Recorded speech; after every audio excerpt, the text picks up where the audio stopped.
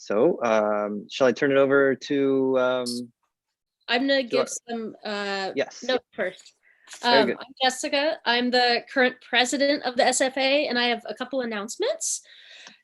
Starting after tonight's meeting through the December lecture on December 15th, our elections are now open for our 2022 board. Currently on the Zoom call, and if I miss anyone, please let me know. For the slate, the proposed slate, myself for president, Bill Kircher for vice president, Jim Burke, treasurer, JP for a director, and Liz Triggs for a director.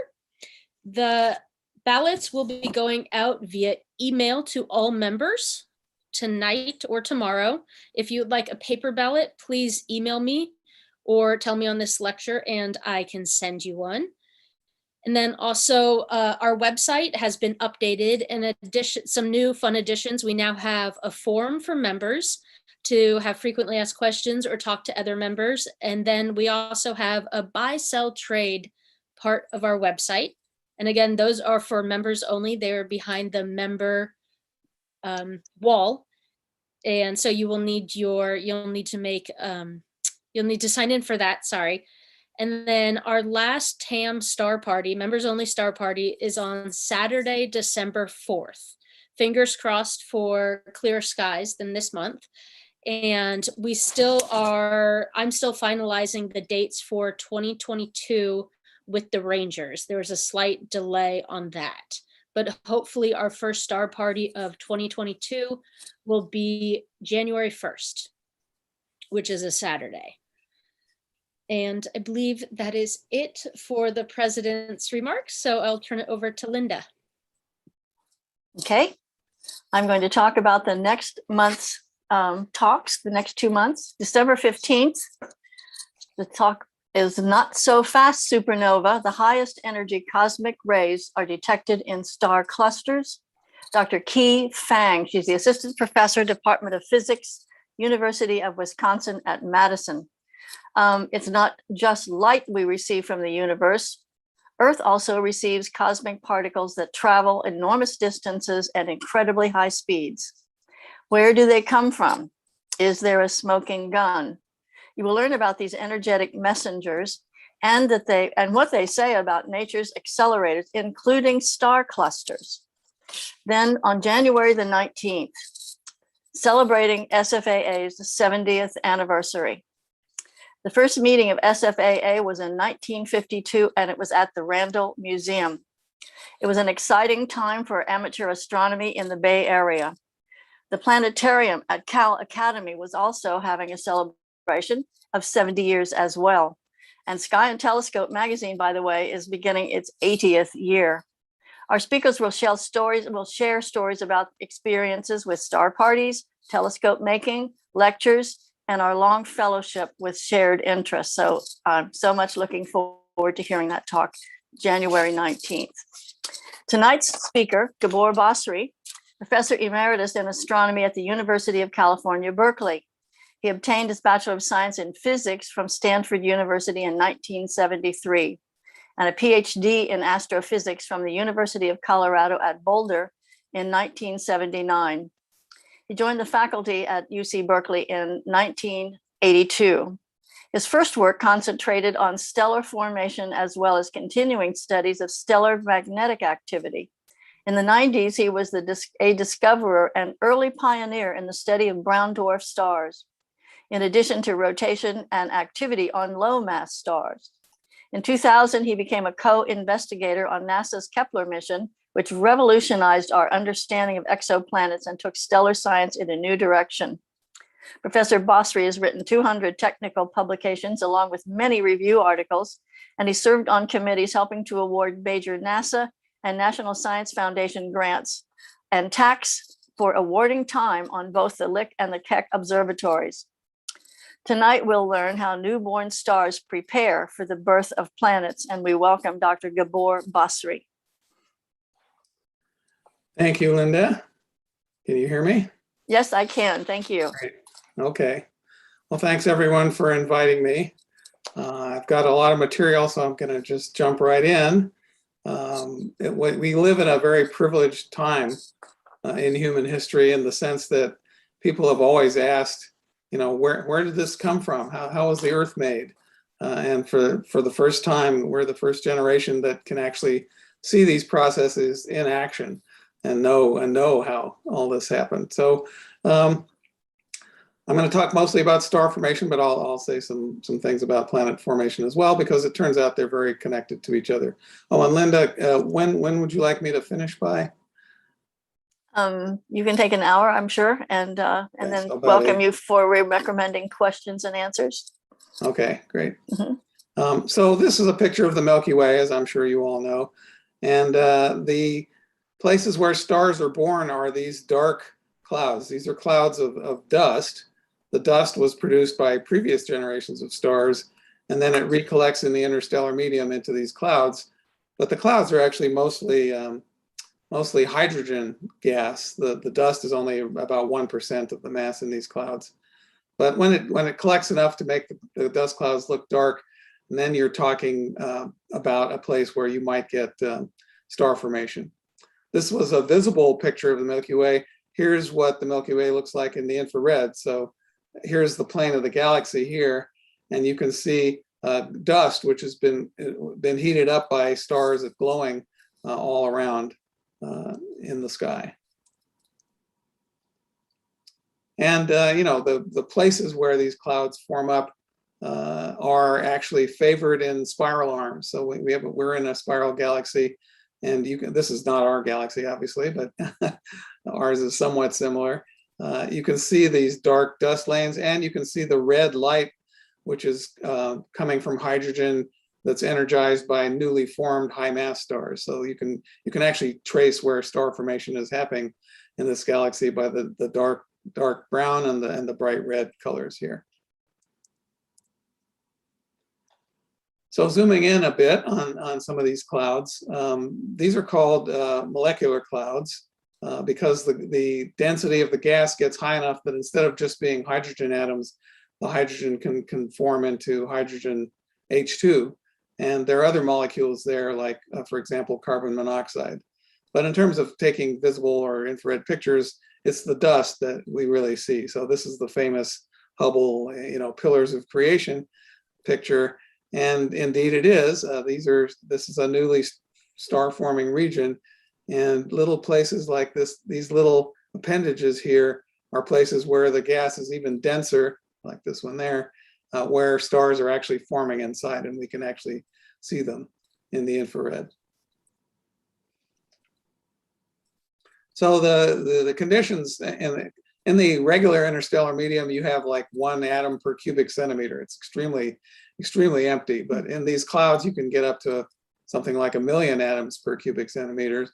And the dust sort of shields the inside of the cloud from the ultraviolet and other starlight on the outside. And so the temperature drops to a few tens of degrees above absolute zero. These pictures, you're looking at several light years in this picture. So molecular clouds are typically a few light years across and might contain thousands of solar masses, 1,000 times the mass of our own sun. This is the same picture. This is again in visible light where the dust really blocks you, and so you see the dust looking sort of almost solid, although obviously it's not. And here is the infrared version of that, where the dust is much more transparent and we can actually see down into the interiors of these clouds. So for example, there's a little star here that you can't see here, and that might be the star that's forming inside this clump. I'm not going to trouble you about the electromagnetic spectrum because I think everybody knows about that. So let's move on to a constellation hopefully everybody in this club is quite familiar with, which is Orion. The Orion region is the nearest large star-forming region in the solar neighborhood, basically. So this is, again, an infrared picture. So this shows you, the sky is full of this glowing dust, and Orion in particular has lots of it. So this circle here is the same circle here. And this is the Orion Nebula region here, and that's seen here. But you can see there's a lot of other star forming areas in the Orion constellation that you can't see so easily. in visible light. So now we're gonna take a starship trip to the Orion Nebula just through imaging. And so we're going to zoom in on this. The Orion Nebula is itself one of the largest star-forming regions that's within 1,000 light years or so of here. Thousands of new stars are being manufactured in that nebula right now, and it helps show us how typical stars are made. So now we're zooming in on, here's Orion, right? Here's the belt, sword, and the nebula. And this is, hopefully some of you have actually seen this with your really great big telescopes and taken pictures. Not probably as good as that one, but something like that. But we're going to, of course, go much better than that. So here's now the whole nebula, and the stars that are lighting it up are the trapezium here. So it's these 4 stars that make a trapezium. These are extremely luminous, high mass stars. So they formed a very few million years ago, and they'll also be gone in a very few million years. These stars have lifetimes of only a few million years, but they put out a prodigious amount of energy, in particular ultraviolet, and it's the ultraviolet that's lighting up the Orion Nebula. What we're really looking at here is sort of like the glowing tip of a cigar. The cigar goes into the screen, and we're right at the end of it here, and they're lighting it up, and in fact, they're eating it away. So the molecular cloud mostly goes in from here down into the screen and extends for several light years down there. And inside of that, there are several thousand other stars being made right now. So zooming in even further, here's the trapezium again here. And now you're seeing the surface of the molecular cloud. The part above it has been actually blown away by the energy from these stars. So it's eating its way into the molecular cloud here. And of course, these things are also going to go supernova in a few million years, and that'll blast a huge shock wave into the molecular cloud. And we think it actually will cause more star formation to occur inside. Now, if you look carefully, you can see these funny windsock things. There's one, there's one, there's one. And you notice that the tails of them all point away from this star, the brightest of the stars there. It's both energy, radiation, and a stellar wind is blowing this material away. So these are actually newly forming stars. We're going to zoom in on them, and they're actually losing material out of their disks due to the energetic outflow from this star here. We think our sun probably formed in an area kind of like this one, and there's some evidence that a supernova went off nearby us while the Earth was extremely young, or the solar system was young. So this might be the scenario in which the sun itself was forming. So now we're moving in even closer. Again, here's the trapezium, and now you can see several of these so-called proplyds, little windsock things, right around the O star here. All the tails are pointing away, like comet tails do away from our sun, right? Here's a shock wave here as the energy from this star impacts denser material near here. And we zoom in on one of these things, and now you see the site of star formation and planet formation. So this blue object in the middle here is a protoplanetary disk, like our solar system was when it was just forming. This is a couple hundred AU across, so this is much bigger than the orbit of Pluto. And then this around it is the shock wave caused by the flow of energy from the high mass star. So here's the bow shock, and then the material flowing back here. And we do think that this kind of thing influences what kind of star forms in here and what kind of planets can form in here, because it's being subjected to this radiation. Here is another one of these disks. Obviously with astronomical pictures, you can't get the 3D. So this is out in front. It's not being hit by the O star yet. And the disk is kind of face on to us. So now you can see the star in the center of it and the disk around it. This is the typical configuration of star formation, and I'll explain why a little bit. So here's a rogues gallery of proplyds. You've probably seen a bunch of them. This is a nice one. This is an edge-on disk. You can see the light from the star that's forming in the middle of it. And here's the shock front from the high mass star here. Okay, so the reason we get a disk is partly, Newton's first law, which is basically just the law of inertia, but more importantly, the conservation of momentum. So if something has momentum, it's going to retain that momentum unless a force acts on it, right? And in particular, it's the conservation of angular momentum that causes these disks to occur. So angular momentum is just the product. So momentum itself is just the product of mass and velocity. Angular momentum is mass, velocity, and the distance from the axis of rotation. So for example, a skater, remember, you've all seen it, when she pulls her arms in, she speeds up. Why is that? That's because the distance from the axis of rotation for her arms has gotten smaller, but the product has to be preserved and the mass isn't going to change, so the velocity has to get bigger.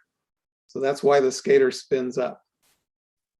Okay, and why is that? Well, it's really comes down to momentum, but because something is forcing it to go in a circle, you get angular momentum instead, conservation of that.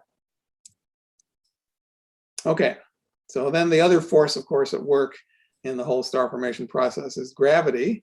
I don't need to tell you too much about gravity, except that in this case, the important point is that as the star forms, there's more and more mass near the center, and it's pulling things on the outside towards it. It's trying to, but if they're moving in some other direction, again, there will be conservation of angular momentum.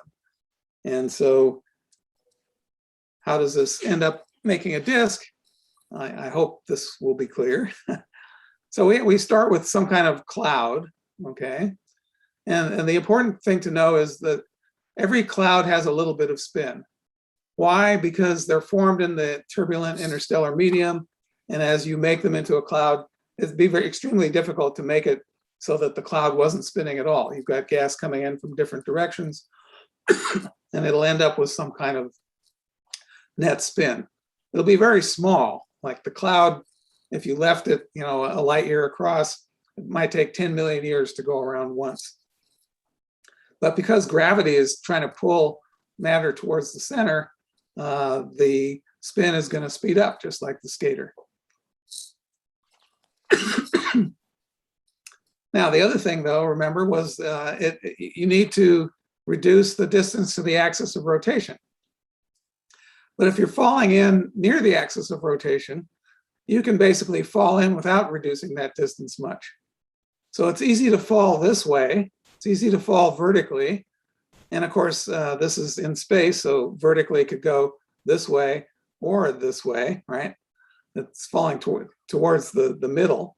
But it's hard to fall this way towards the axis because of the conservation of angular momentum. The further you come in this way, the faster you move. And at some point you move so fast, you're in orbit. And once you're in orbit, you don't fall in anymore. So basically the cloud can collapse in the direction along the rotation axis, but it can only collapse so far in the direction perpendicular to the rotation axis. So we're going to end up with a disk. The stuff that's out the furthest is going to end up furthest out in the disk, and the stuff that's near the rotation axis is going to end up in the middle and start making the star. That's the fundamental thing you need to understand about star formation. So normally, or almost always, as a cloud collapses and tries to make a star, it forms a disk. And of course, a disk is where you can also make planets. So you've got this stuff in orbit around the star at various distances, and it's kind of stuck there. And it could be stuck there long enough to turn into planets, basically. So that's the fundamental reason why we have planets. It's why our planets are all along the ecliptic, because they all formed in a disk, in a plane. So they're all in a plane still. Normally I would take questions, but I think I'm going to have to push on if I'm going to get through this. But if you have a question, go ahead and ask. So this is just another way of looking at what I just said. the high angular momentum material will come in and end up in the outer part of the disk, and the low angular momentum will end up in the inner part. And because it comes in from above and below, we get a flat disk in the middle. And then it's just a matter of how much angular momentum did we have? Turns out there's actually way more angular momentum in the typical cloud than will end up in the star or planetary system. So there actually has to be a way to get rid of a bunch of it. And I'll talk about that next. But given the typical amount of angular momentum, the typical size of the disk ends up at a few hundred AU. And the size of our solar system's disk was also something like that. So although Pluto is only 30 to 50 AU out, the original disk was bigger. And of course, we have the Kuiper belt out there, which extends out further. And it was even beyond that. So that's the typical size of planetary systems, the typical amount of angular momentum in the interstellar medium. Okay, then there's another force at work, which isn't the ones I've talked at, but is rather magnetic fields. So in astrophysics, often the gas is ionized. That is to say, the electrons have been stripped from the nuclei.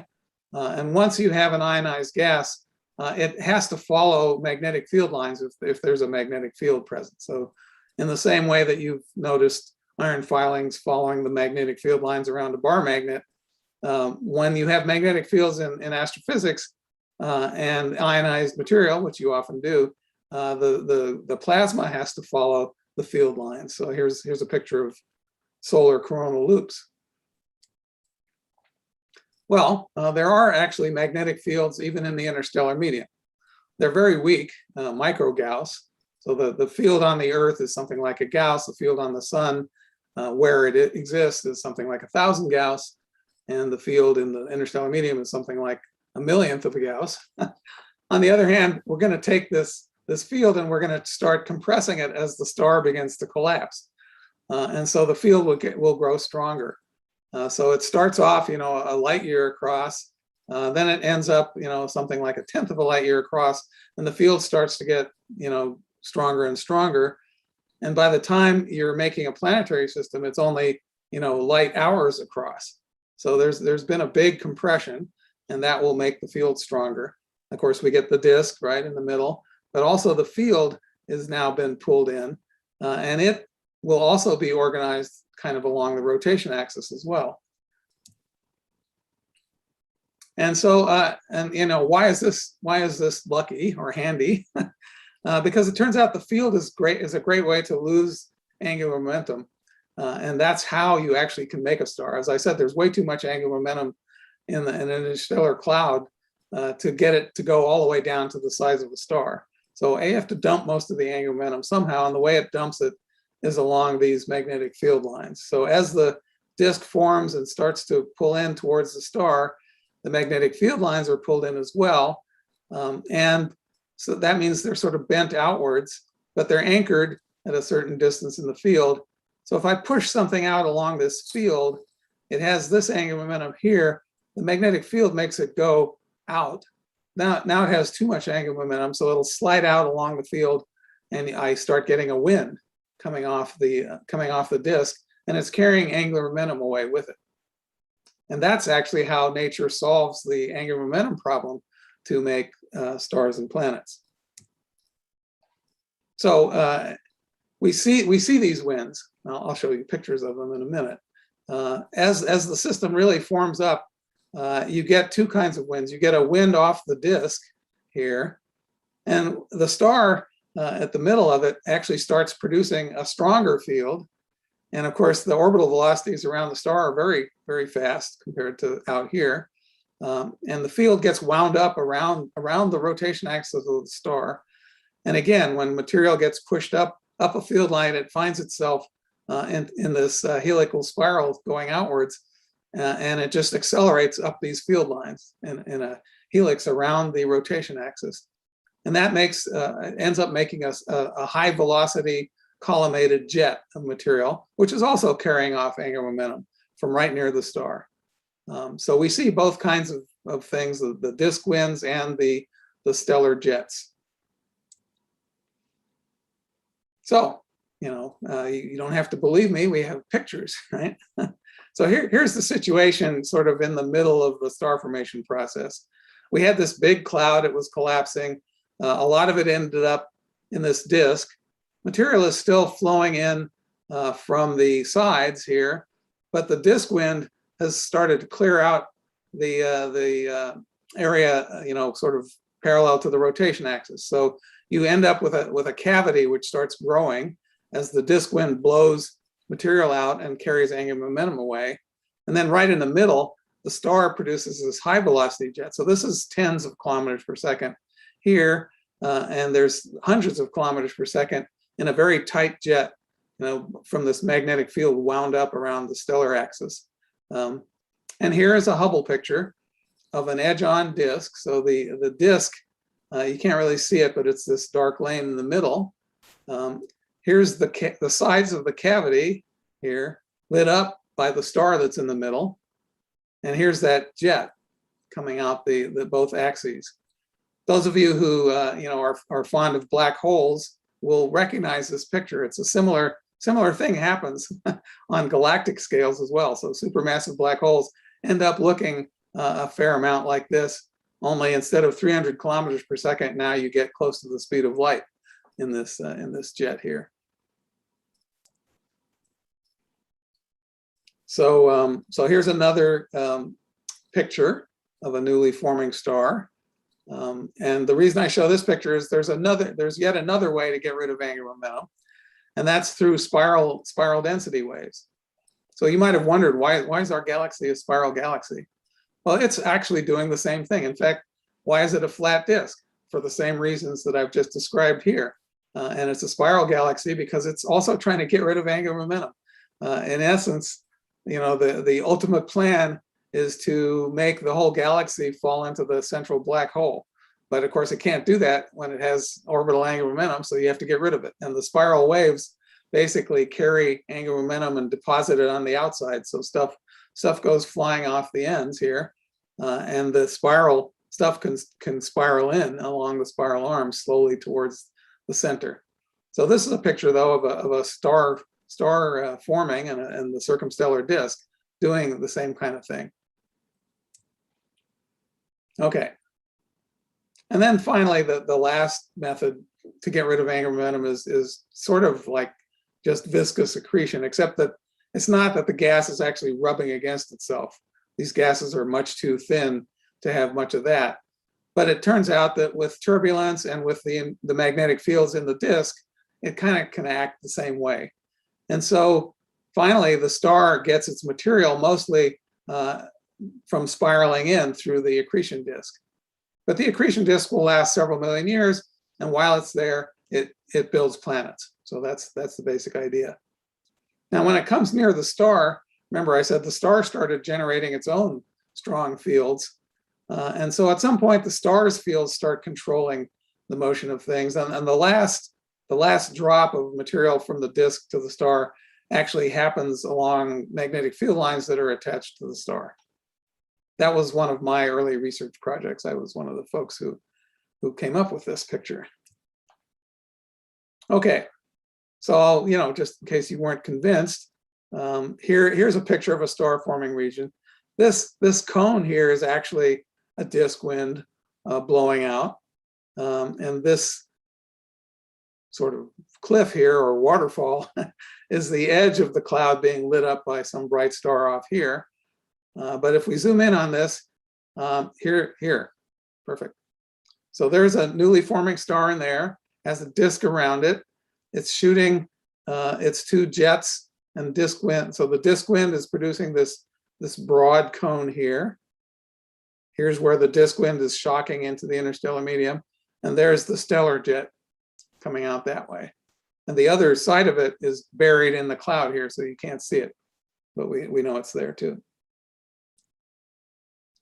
Here's an even cuter one. I call this the Lightsaber. These are Hubble pictures. So there's a newly forming star in the cloud. You can just make it out here, and there you can see it's double lightsaber.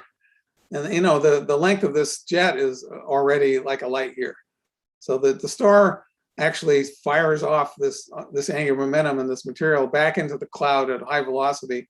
And that stirs up the cloud, creates more turbulence, and can cause other stars to collapse in the future. And then here's another disk wind from a star that's buried in here. Here it goes out this way. And here's yet another one. So this is what star forming regions look like while they're forming stars. Okay, and then once you start making high mass stars, they start eating the cloud away. So now here's a cluster revealed, and it's just eating away, pushing back, ionizing, blowing away the hydrogen. So basically, once the star formation process starts, it usually turns itself off after 20 or 30 million years because the stars destroy their own nursery, basically. And then that material, may form clouds later on and make new stars. So this is a cloud being eroded by light from a bright star off the picture here. Okay, well, that was the situation up to the time that ALMA came online. So ALMA is the Atacama millimeter array. And this is what it looks like. So these dishes are it's actually submillimeter, and they detect submillimeter and millimeter light. That means the wavelength of the light is submillimeter to millimeter in length. And that means they have a great ability to penetrate dust. So it's beyond far infrared.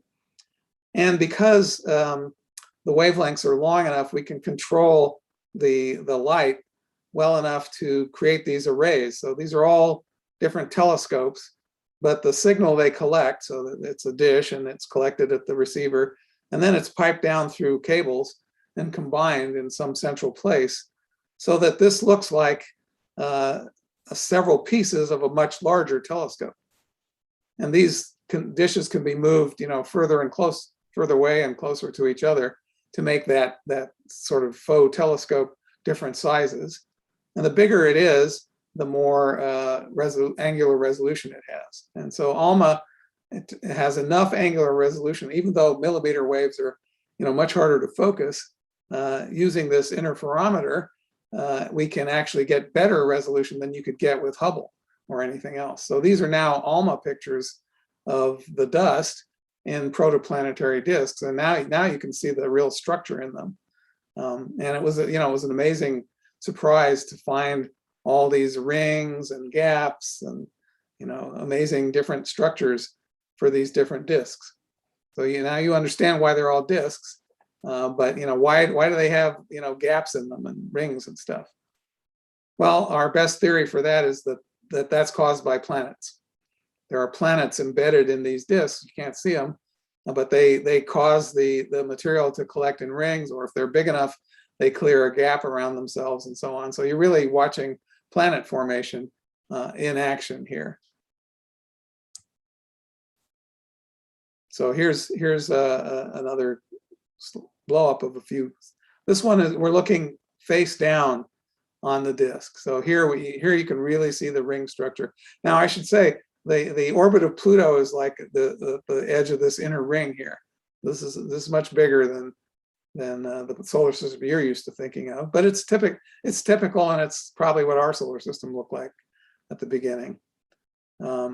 This is a near infrared picture done with the VLT. So the VLT is 4 large telescopes and a bunch of smaller ones, and they're able to combine near infrared light in the same way that ALMA combines millimeter light into an interferometer. So again, they get higher angular resolution.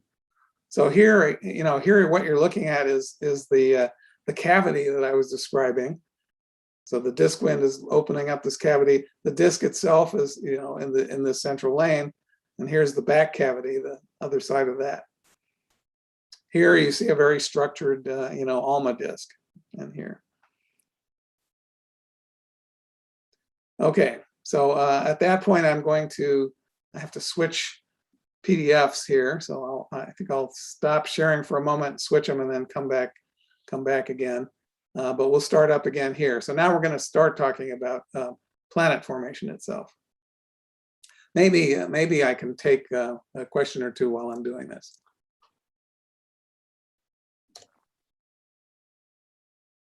Oh, well, let's see. I think Jeff, you asked the first question, and you had a few Yeah. of them though. Which one would you like to ask?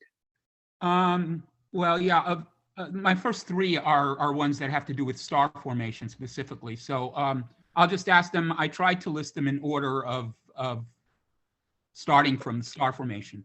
Dr. Basri, thank you so far for an excellent talk. My question is, how does star formation rate vary with the star forming cloud's mass? Yeah, it has more to do with surface density than mass, actually. And the star formation rate gets higher as the surface density. So, in other words, if you take the galaxy and you took a cup, and put it down over the cloud you're talking about and collected all the material there, how much would you get? That turns out to be the main determinant of what the star formation rate is. But does the amount of stars that form within a cloud, is that dependent on the mass? And in a section of cloud, what determines if one large star will form or several stars with lesser masses? And as an adjunct to that, does the formation of a star inhibit the formation of other stars around it? Over. Thank you. Yeah. So I guess the answer is, let me go ahead and share here while I'm doing it. Let's see now.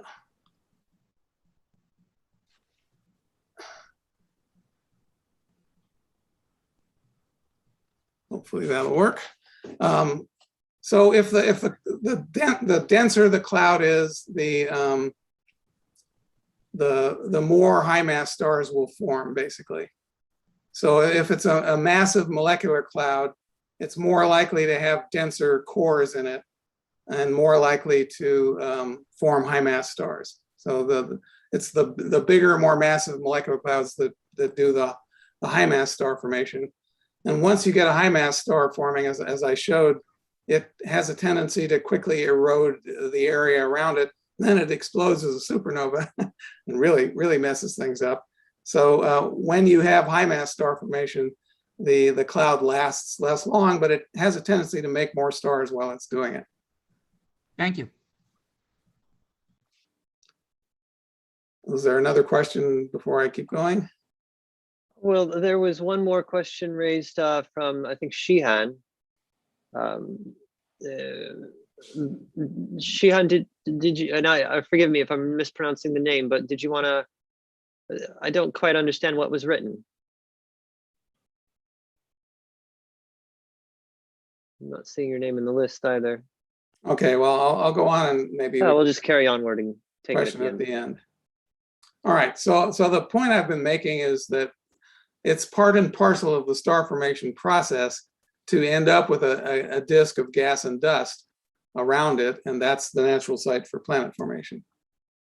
Okay, so again, here's this was the first, sort of blow you away image from ALMA. So here's HL. This is one of these newly forming stars. It's only 2 or 3 million years old, but already you can see the disk is pretty chopped up with rings, and we're pretty sure that there are several planets forming in that system. Okay, I think I've already explained what these look like. So if you were able to sort of zoom in on the disk now, this would be the structure of it here. First of all, the gravity from the star means that the disk near the star is also confined by stellar gravity. So in addition to these angular momentum considerations, the question is, well, and when it lands in the disk, how tall is the disk, or how puffy is the disk? Well, it'll be less puffy near the star and more puffy away from the star, just because the star's gravity is lower out here. But once material is concentrating in the midplane of the disk, it's shielded from heating from the outside, and so it gets very cold in the middle. Also, if you have dust rains, remember 1% of the mass is in dust. If dust grains are slightly bigger, they will have a tendency also to settle to the middle. This is the sort of the ground, if you like. Gravity points this way here, and it points this way here. So the larger stuff will have a tendency to collect in the middle. The dust will collect and shield it. So this is going to get cold and denser in here. Now the star is shining on the disk, right? Especially because since the disk is getting puffier as you go out, even when you're out here, you can see the star. And so there's a hot surface layer on the disk. And then if the star is putting out much ultraviolet, and it turns out it's not just high mass stars, because of the strong magnetic fields on the star, even stars like our sun or low mass stars have very strong magnetic activity, and that puts out X-rays and ultraviolet. And so you'll boil stuff off the surface here from that energetic energy. Then near the star, basically, first of all, the starlight will at some point actually vaporize the dust, right? It'll be too hot. So dust will disappear at what's called the dust sublimation radius, which is something like, the orbit of Mercury or so. And inside of that, it's just gas. And then, as I said, the last bit of accretion happens on the stellar field lines in here. But the fact that the star is shining on this rim here also puffs it up a little bit. So this is the basic structure of the disk. This is not to scale, though. This puffing would be occurring, out at Jupiter or Neptune. Remember, the disk is very big. We've already looked at those. Okay, so then you start making planets, and we had a story about planet formation that made a lot of sense. So in our solar system, you have the 4 terrestrial planets. So they're rocky, they're small, they don't have hydrogen and helium, and they have a core mantle crust structure to them. And then when you get out past Mars, you come to a point where the disk is cold enough that even ice doesn't get sublimated, and now you have way more material. So remember the composition of the disk is mostly hydrogen and helium. Helium doesn't play much of a role really, and then it's carbon, nitrogen, and oxygen. Those are the next most common elements, and it's those things combined with hydrogen make water, ammonia, and methane. And once water begins to freeze and then ammonia freezes and finally methane, you can make snowballs out here and collect a lot more of the disk material into solids. And that's how you make the giant planets. And when they get big enough, they start sucking in direct hydrogen right from the disk itself. And that's how you build up Jupiter and Saturn. Neptune and Uranus didn't quite get there. So they got a little bit of hydrogen, but they're mostly rock and water and ammonia, that kind of stuff. That's our story. And we were sticking to it until we found exoplanet systems. Okay, so it really was a matter of, it's hot near the star, it's cooler out here. There's this sublimation zone where you can have ices, and you're going to make bigger planets out here and rocky planets in there. That was the story. Okay. Well, that was a good story, but it did actually even have some flaws. And one of the big ones is it's pretty easy to take the dust. Now, the dust, when it's in the interstellar medium, it's dust more. It's more like cigarette smoke, except extremely tenuous. So the dust particles are very tiny. But you can make them bigger if you have electrostatic forces. So, for example, when you have dust under your bed, sometimes it collects up into dust bunnies. So that's sort of the process here. The dust can kind of stick to other dust, and you can make fluffy dust things, and they can run into each other. And so we could come up with a reasonable story for how to make dust into sort of sand size or maybe rock size things. But rocks don't collect up together. They bang off each other and break each other up and stuff. And so we're still somewhat stumped as to how you go from sort of sand and pebbles to objects like this, which the solar system clearly did. Somehow the rocks we're able to collect into planetesimals that are a few kilometers in size. So the asteroids, the comets, things of that sort. That's still under investigation, how that happens. One theory is that maybe there are essentially vortices in the disk, and stuff gets kind of caught in a whirlpool and concentrated that way. There are other turbulent theories that try to get the stuff to stick together, or there are direct gravitational turbulence that might stick it together. So this is still a bit of a mystery. Once you build planetesimals, though, it's easy again. So once you fill the disk with objects like this, it is not hard to make them grow into actual planets. And of course, we see direct evidence of these in our own solar system. So you can see this planetesimal collected up smaller rocks. You can see them on there. Here, this is a comet. It's actually probably two icy planetesimals that got stuck together. But you can see there's a lot of structure on them too. So somehow that happened, but once you have these things, it's easy to make them into planets. So the main, let's see, this should be out of the way. I don't know if you guys can see that, but you shouldn't. The main way of sort of building planetesimals into planets is what we call oligarchic planetary growth, which is, politically incorrect, but this is how it goes. So once a planetesimal gets a little bit bigger than its neighbors, it's a little bit better at collecting smaller ones. But then that makes it even a little bit bigger. And so that's a positive feedback mechanism. And the rich get richer.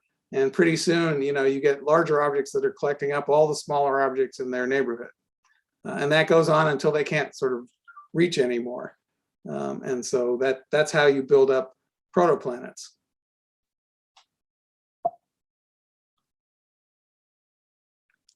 Oops. Okay. And of course, the moon, the moon shows that the solar system was chock full of these things. The near side of the moon, is different from the far side in the sense that a lot of lava leaked out on this side, but the far side of the moon is more typical of objects in the solar system.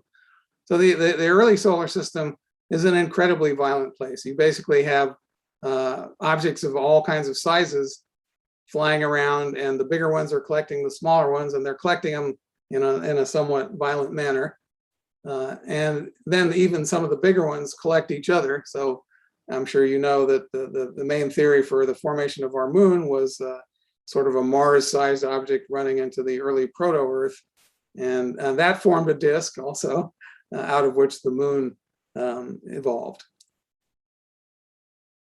And Mercury provides some other examples of this violence. So in Mercury's case, you have mostly core, iron core, and a thin mantle and crust, which is kind of weird. The stuff that was running around wasn't mostly iron.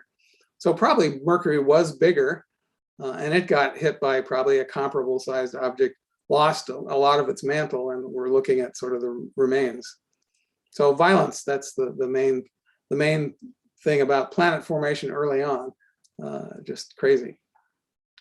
This is a picture of the moon forming event. So after the collision, some of the stuff comes back off. Some of it escapes the system altogether, and some of it forms a kind of disk, and the disk collects into a ring, and the ring, apparently nature is very good at taking disks or rings and turning them into big objects. As I said, we're not entirely sure how that works, but it's clearly the case. Okay, so that's probably the main way that planets grow, at least initially. But you can't really make a Jupiter that way. And so the other possibility is that it's a gravitational accretion that makes a planet. So again, you start with a disk, you have a concentration of material, a planet starts to form, and it starts to it's dense enough and gravitational enough, and the disk is sort of thick enough that it can actually directly collect material gravitationally without, making it into small stuff and crashing it into bigger stuff. So this is sort of a little bit like a mini star forming. Remember, stars form out of clouds.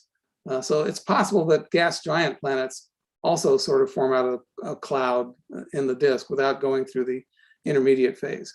This again is also not completely clear one way or the other. But we can run models like this in the computer. So this is what a planet that's forming that way looks like. It's massive enough that it collects all the stuff near it, and so it forms a gap. But it turns out that there are instabilities at the edges of the gap that can cause material to still flow in a particular way. And as it comes in, again, it has angular momentum, and so it forms a disk around the planet. And the planet can still grow, but it grows inside this gap.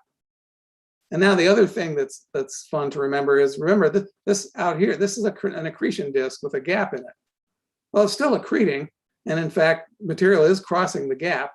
And so the gap is moving towards the star. The planet opened the gap, but now it's trapped in the gap. So if the gap migrates towards the star, the planet is carried with it. And we see good evidence that planets are not, all the planets in the solar system are not where they formed. They move around. Sometimes they go outward, sometimes they go inward. But in this case, planets, and so remember those rings in the disk pictures I showed you, those are probably something like this. And some of those planets may get dragged all the way into the star and be lost. Okay. And then we have some actual direct images of planets themselves. This is the best example, star HR 8799, with an interferometric picture or adaptive optics. This is an occulting disk, so you can't. The star light is peeking around here. This is not real here, but this, and this are real. We see them moving in orbit around the star, all in the same direction, and they're presumably in the same plane as well. And they're hundreds of AU from the star. And neither of the planet formation scenarios that I've talked about can really work out that far away from the star. Well, I should say, neither of the gap forming or the building up from smaller things. The only way we can really think of so far to make these planets out here is sort of by direct gravitational collapse. So in a sense, like mini stars, but they're definitely planetary mass here. So we do see some systems where you have massive planets, way out beyond where Pluto is. And some of you may be familiar with the idea that there is one in our solar system called Planet 9, but of course we haven't actually found that yet. So then the Kepler mission gave us a census of planets in our galaxy, but it also gave us an idea about architectures of planetary systems. One thing we discovered from that is there are lots and lots of planets, excuse me, lots and lots of planets in around other systems, which are larger than the Earth, but smaller than Neptune, these in-between planets. These days, we think they're of two types. One is basically super Earths, so they're rocky planets, but they're more massive than the Earth, maybe up to about 5 times the mass of the Earth. And the rest of them, anything bigger than about 1.5 times Earth radii, is a mini Neptune in the sense that it's a rocky planet, but it has a thick enough envelope of hydrogen and helium around it. So they're probably sort of, there's Earth-like planets. There are probably planets that are completely covered with water, but those are still basically rocky. And then there are planets that are more like mini Neptunes, which may be substantially, water or ammonia or whatever, and have a thick shell of hydrogen, although it's not very much mass. This would only be a few percent of the mass of the planet, but it will make the planet look bigger, and that's what we think. Why we think greater than 1.5 Earth radii is one of these things. It's their masses aren't really commensurate with their densities, and so we're probably just looking at the outer hydrogen layer. And then these hot Jupiters, which of course were the first exoplanets, the explanation for these is probably they got carried in by the accretion disk. They were formed further out. We can't really think of a way to form a Jupiter right next to a star like this. So this probably got carried in, and it stopped here because the star's magnetic field interrupts the disk there. So the disk, remember, was pushing the planet into the star, and if things work out right, the disk is interrupted by the stellar magnetic field, and then it goes away soon enough to just leave the planet there. And that's probably the explanation for hot Jupiters. I think I'm almost out of time here. So this is the orbital migration I was just talking about.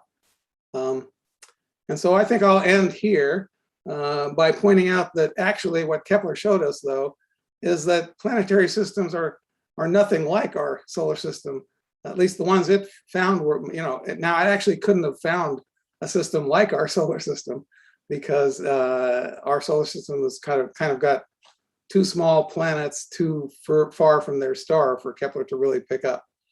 But what it did pick up is all kinds of planets in close to their stars in all kinds of orders. So remember that nice picture I said it was a good story while it lasted, where you have small rocky planets near the star and gas giants on the outside. That's not what nature does. This is what nature does, and we don't fully know why or how nature manages to put all these different sized planets, and mix them up in this way. But it probably has something to do with orbital migration and exchanges of orbits and all kinds of things. So I think the message is nature makes planets of all sizes. Many of them are, sort of smaller than Neptune, and many of them are the size of the Earth. But you never know where you're going to find them or who their neighbors are going to be. And I'll stop there. Wonderful. Thank you. Thank you very much. We're open to taking questions. If anybody wants to click the raise the hand button or just unmute themselves and speak up, or if you would prefer to type it into the chat, I can read your question aloud. And I also have my eye on YouTube and Facebook if anybody's looking to ask questions there as well. Dr. Basri, one thing that I if I haven't misinterpreted, that I got out of your lecture was that the rate of dissipation of gas and the rate of dissipation of dust in a circumstellar disk are different. And my question then is, do the relative rates, the ratio of those rates, differ depending on the location in the circumstellar disk? And if they do differ, you may end up different parts of the circumstellar disk will have different ratios of gas to dust. And is that influential in what kind of a planet will form in that area? Thank you. Yeah, you're right. That's right. And I think I neglected to mention the typical dissipation times for these disks. So it's all over in like 5 million years. Some of them last maybe 10 million years, but all the action happens rather quickly. The star forms, the disk is there, and 10 million years later, it's gone. Gone in the sense that we don't see it as a dust disk around the star anymore. Now, a lot of the dust has collected up into larger objects, so we can't easily see pebbles. If it's a pebble disk, we can't really see it, for example. And we can detect the gas, so the gas is gone. We know that. So you're quite right that the gas to dust ratio keeps changing, and it's different in different parts of the disk. The parts of the disk that are closer to the star, it's easier to dissipate the gas from than further out. And of course, this story is different if you have a really bright ultraviolet star nearby. It's going to hit the disk at all parts of it, trying to boil the gas off. So yeah, it's a complicated story, and it does depend on where you are and when you are.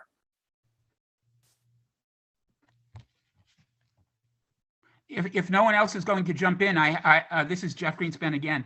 I have another question, which is, what are the similarities and differences between the origin and not the origin so much as the development of a circumstellar disk around a star and the development of a ring system around a planet? Thank you. Okay, well, so ring systems share some characteristics of circumstellar disks, in the sense that the angular momentum transfer, the resonances, and so on are the same kinds of things. But as far as the kind of rings you're probably talking about are formed, much later by collisions of small objects that break up and end up as a ring. The Earth probably had a ring around it, while it was making the moon, basically.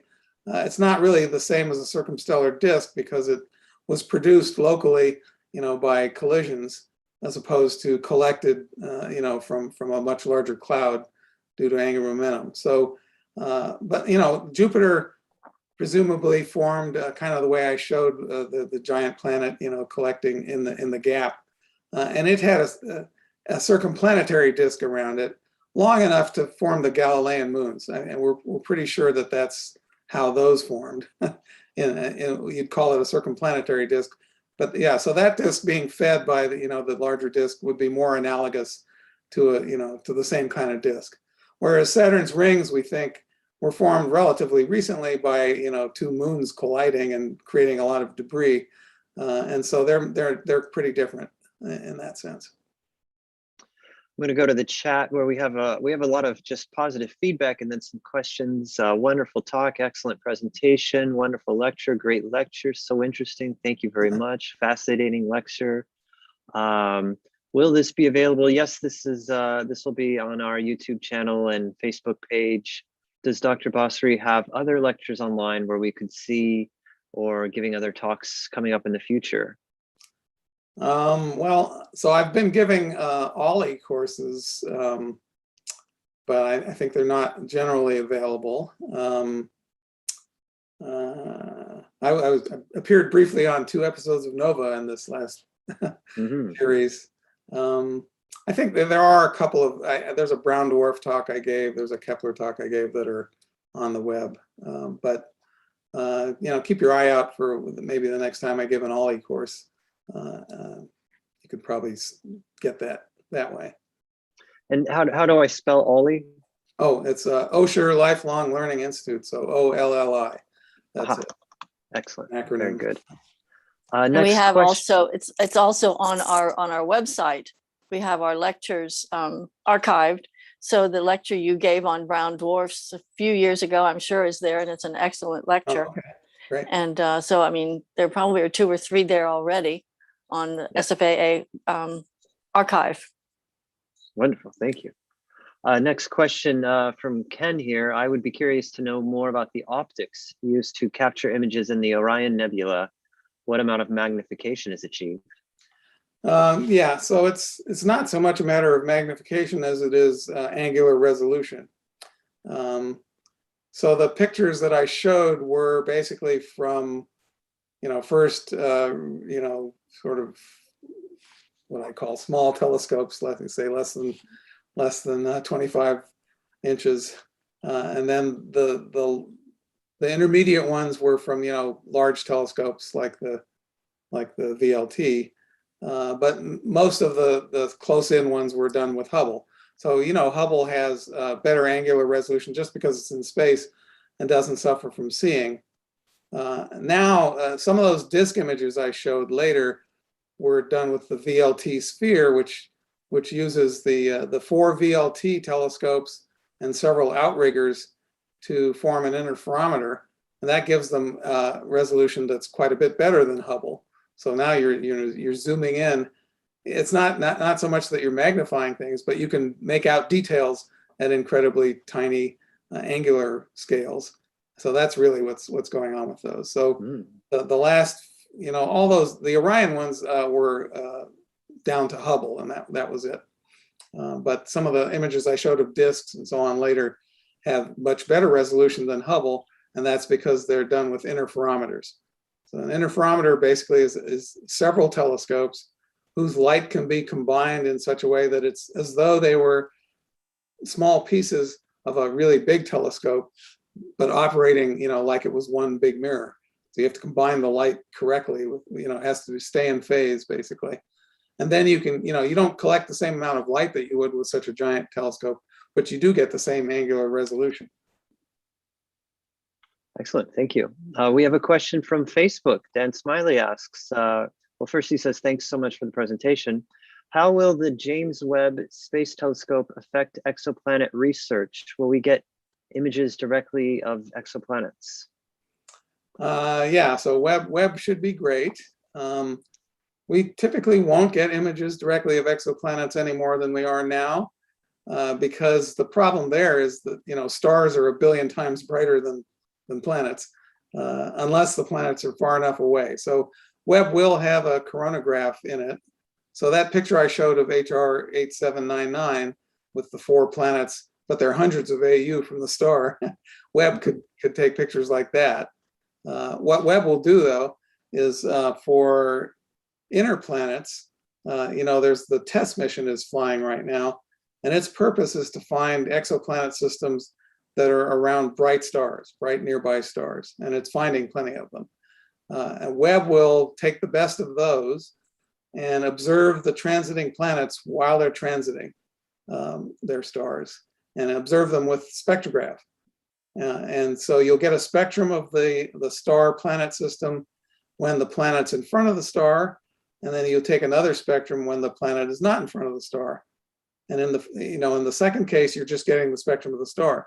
In the first case, you're getting the spectrum of the star plus a little bit of starlight that went through the planet's atmosphere. And so if you're really good, and it's an incredibly precise measurement, you can subtract the star out and get the spectrum of the planet's atmosphere. And Webb has plans to do that in the infrared. And we should be able to tell, whether there's water there or carbon monoxide or carbon dioxide or even oxygen maybe. It doesn't really work yet for Earth-sized planets. So you're going to be getting results for larger planets. But we'll start learning more about planetary atmospheres with Webb as it looks at transiting planets, basically. But no image, it'll be done through spectroscopy.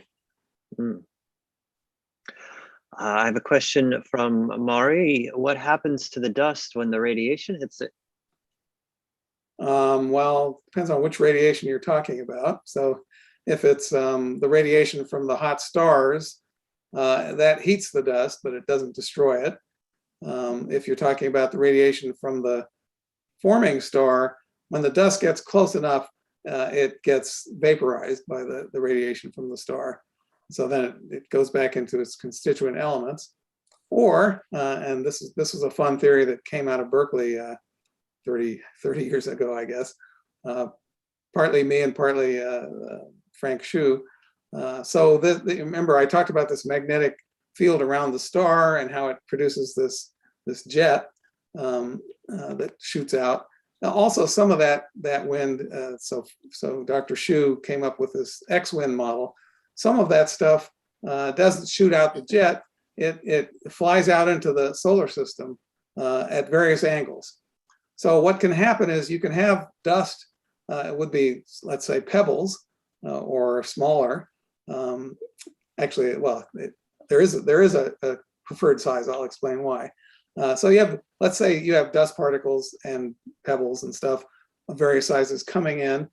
They're inside the disk. They're in that disk plane, and they're coming closer and closer to the star. And suddenly they reach the point where the disk is interrupted by the field, and all of a sudden they see the star. And this is like 10 stellar radii out. And so that's way too hot for dust. And so they start to melt. But as they start to melt, they may get picked up by this magnetic wind also. And so it turns out if they're too small, they get picked up by the wind and they get flung out into the interstellar medium again.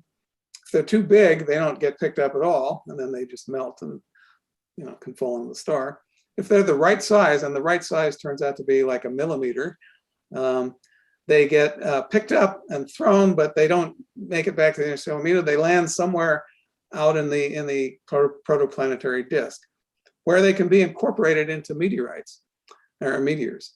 And so we see these what they're called CAI inclusions, all these millimeter-sized melted, it's melted rock. It's been melted once. We can tell from the chemistry. It's been melted once, cooled off in a few hours, and that's all that ever happened.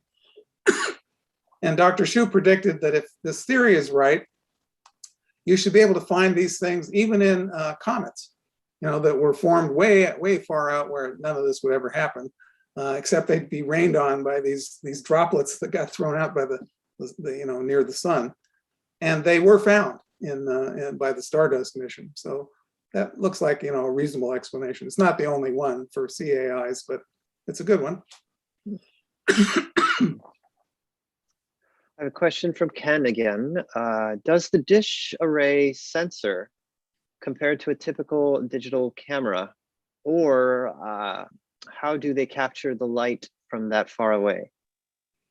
Well, of course, it doesn't matter how far away the light comes from. We get light from the microwave background, which is 13 billion light years away. So it doesn't light doesn't care how far it travels.